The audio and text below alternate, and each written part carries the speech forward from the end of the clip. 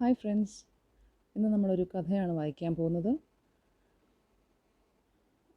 ഈ വീഡിയോ ഹിന്ദി അക്ഷരങ്ങളെ എങ്ങനെ ഉച്ചരിക്കാം എന്ന് കാണിക്കാൻ വേണ്ടി മാത്രം ഉദ്ദേശിച്ച് ചെയ്യുന്നതാണ്. ഇത് നിങ്ങൾക്ക് ആർക്കെങ്കിലുമൊക്കെ ഉപകാരപ്പെടുമെന്ന് വിശ്വസിക്കുന്നു. അപ്പോൾ നമുക്ക് വീഡിയോയിലേക്ക് പോകാം. यह छठी कक्षा के 5वीं पाठ में से है. पाठ का नाम है अक्षरों का महत्व. अक्षरों की कहानी. यह पुस्तक अक्षरों से बनी है. सारी पुस्तकें अक्षरों से बनी हैं. तरह तरह की पुस्तकें, तरह तरह के अक्षर. दुनिया में अब तक करोड़ों पुस्तकें छप चुकी हैं. हज़ारों पुस्तकें रोज़ छपती हैं. तरह तरह के अक्षरों में हज़ारों की तादाद में रोज़ ही समाचार पत्र छपते रहते हैं. इन सब के मूल में हैं अक्षर. हम कल्पना भी नहीं कर सकते कि यदि आदमी अक्षर को न जानता तो आज इस दुनिया का क्या हाल होता. कोई कह सकता है कि हम अक्षरों को अनादिकाल से जानते हैं. अक्षरों का ज्ञान हमें किसी ईश्वर से मिला है. पुराने ज़माने के लोग सचमुच ही सोचते थे कि अक्षरों की खोज ईश्वर ने की है, पर आज हम जानते हैं कि अक्षरों की खोज किसी ईश्वर ने नहीं बल्कि स्वयं आदमी ने की है.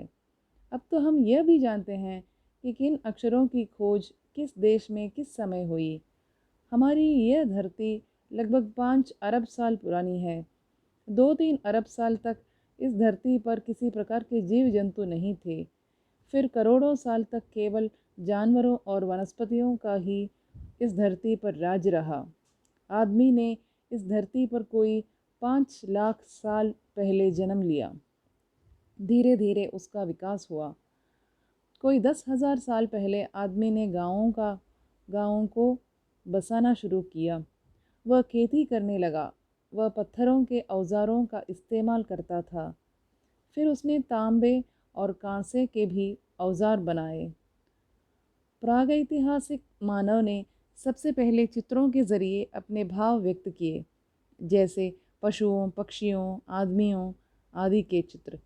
इन चित्र संकेतों से बाद में भाव संकेत अस्तित्व में आए, जैसे एक छोटे वृत्त के चहुं और किरणों की द्योतक रेखाएं खींचने पर वह सूर्य का चित्र बन जाता था. बाद में यही चित्र ताप या धूप का द्योतक बन गया. इस तरह अनेक भाव संकेत अस्तित्व में आए. तब जाकर काफ़ी बाद में आदमी ने अक्षरों की खोज की. अक्षरों की खोज के सिलसिले को शुरू हुए मुश्किल से 6,000 साल हुए हैं. केवल 6,000 साल.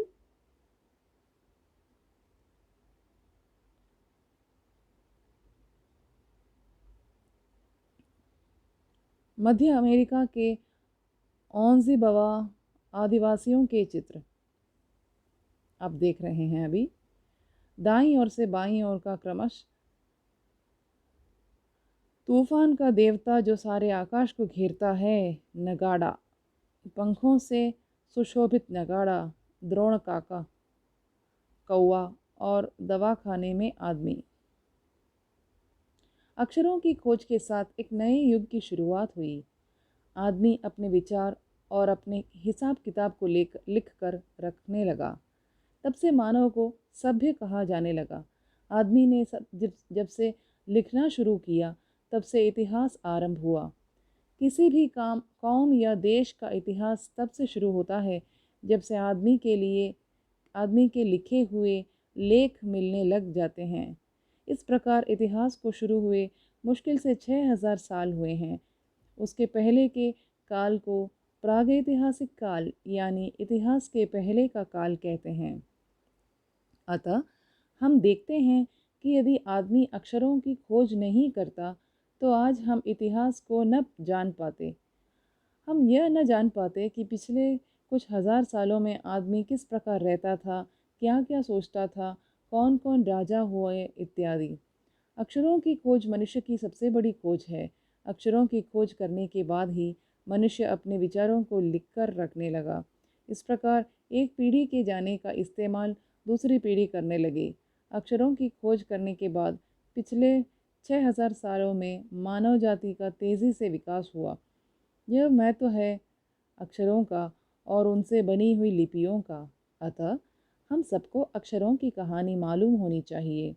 आज जिन अक्षरों को हम पढ़ते या लिखते हैं, वे कब बनाए गए, कहाँ बने और किसने बनाए, यह जानना ज़रूरी है भी।